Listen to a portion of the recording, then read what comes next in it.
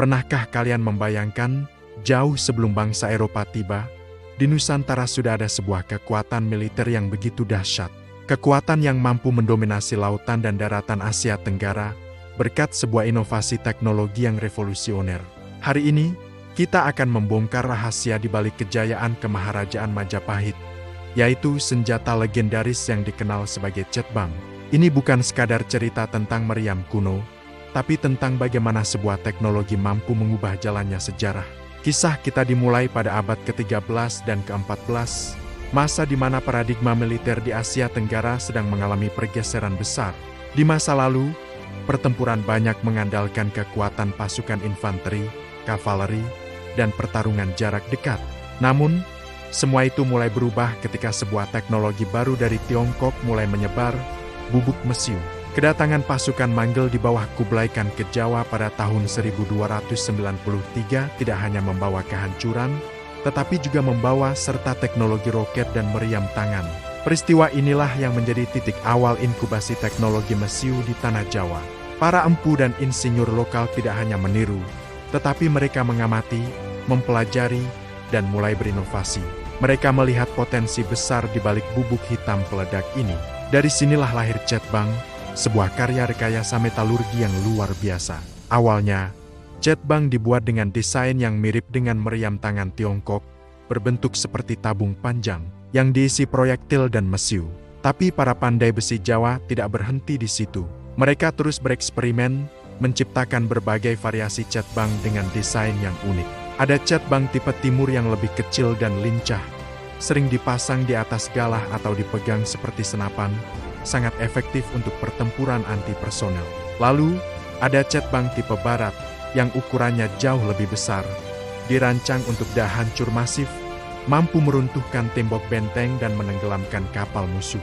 Evolusi desain ini menunjukkan kecerdasan rekayasa arsitektur para empu Majapahit. Mereka memahami betul bagaimana bentuk, ukuran, dan bahan baku memengaruhi performa sebuah meriam. Kehadiran Cetbang tentu membutuhkan dukungan logistik yang tidak main-main. Disinilah kita melihat kehebatan Majapahit dalam membangun apa yang bisa kita sebut sebagai kompleks industri militer. Ini bukan sekadar bengkel pandai besi biasa. Majapahit memiliki sistem birokrasi yang terorganisir untuk mengelola produksi senjata.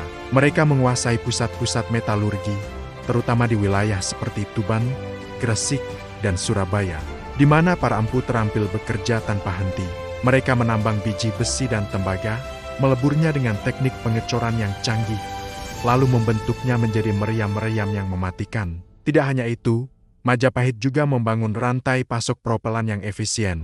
Mereka mengelola pengumpulan belerang, arang, dan sendawa bahan baku utama bubuk mesiu dari berbagai wilayah kekuasaannya, memastikan pasokan untuk artileri mereka tidak pernah terputus. Dengan persenjataan canggih ini, Majapahit mengembangkan doktrin taktis yang sama sekali baru. Di darat, Cetbang mengubah total cara mereka berperang, terutama dalam pengepungan benteng. Jika sebelumnya butuh waktu berbulan-bulan untuk menaklukkan sebuah benteng dengan cara memanjat atau membuat terowongan, kini artileri Majapahit bisa menghancurkan tembok pertahanan dari jarak jauh. Bayangkan dentuman dahsyat Cetbang yang menggema, disusul runtuhnya gerbang dan tembok batu, menciptakan kepanikan di barisan pertahanan musuh. Pasukan infanteri kemudian bisa menyerbu masuk dengan lebih mudah. Ini adalah kombinasi sempurna antara kekuatan destruktif artileri dan manuver pasukan darat.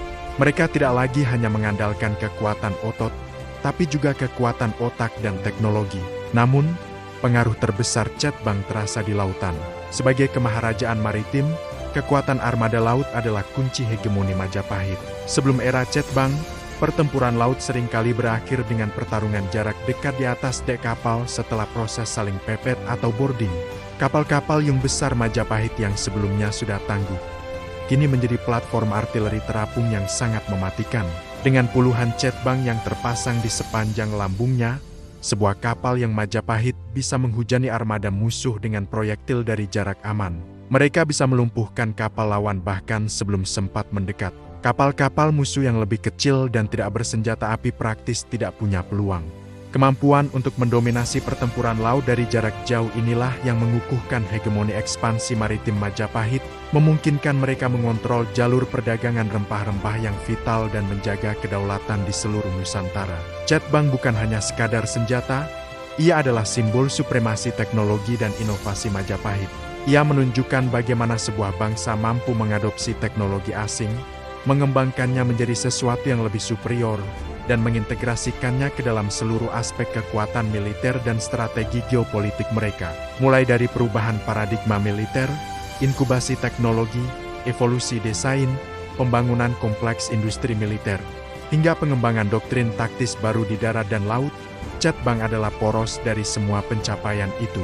Ketika kita melihat kembali sejarah kebesaran Majapahit, jangan hanya membayangkan Gajah Mada dengan sumpah palapanya, tapi bayangkan juga deru ribuan Cetbang yang menggetarkan lautan, sebuah bukti nyata bahwa nenek moyang kita adalah para insinyur, ahli strategi, dan penguasa teknologi yang ulung. Warisan Cetbang mengajarkan kita sebuah pelajaran penting tentang kekuatan inovasi. Teknologi, ketika dikuasai dan dikembangkan, dapat menjadi alat yang paling ampuh untuk mencapai kemajuan dan kedaulatan. Semoga kisah ini bisa menginspirasi kita semua untuk terus belajar, berinovasi, dan membawa kembali kejayaan teknologi di bumi pertiwi. Terima kasih sudah menyimak, jangan lupa untuk like, komen, dan subscribe agar kita bisa terus menggali lebih dalam lagi harta karun sejarah Nusantara yang luar biasa ini. Sampai jumpa di video berikutnya.